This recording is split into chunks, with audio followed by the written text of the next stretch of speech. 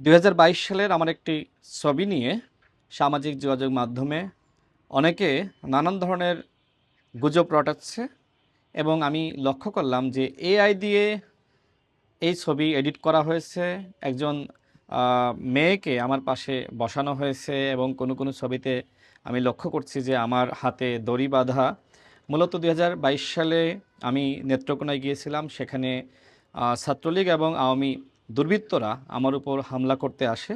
সে সময় আমি আহ, পানির ভিতরে পড়ে গিয়েছিলাম এবং সেই সময়কার ছবি দিয়ে এখন দেখছি যে আওয়ামী দুর্বৃত্তরা এবং আমার যারা রাজনৈতিক প্রতিযোগী রয়েছে তারা এক ধরনের গুজব ছড়াচ্ছে।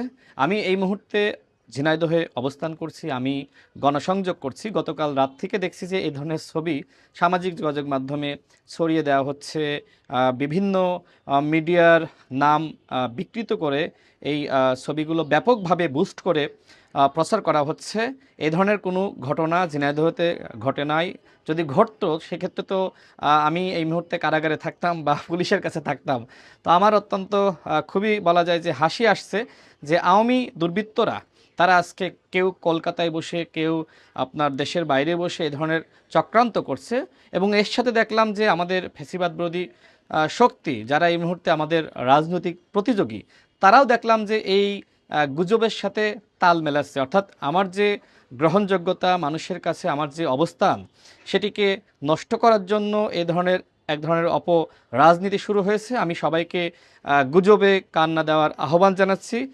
আমি রাশেদ খান, ঝিনাইদহ ২ আসনের প্রার্থী হিসেবে কাজ করে যাচ্ছি। মানুষের কাছে আমার জনপ্রিয়তা রয়েছে, গ্রহণযোগ্যতা রয়েছে।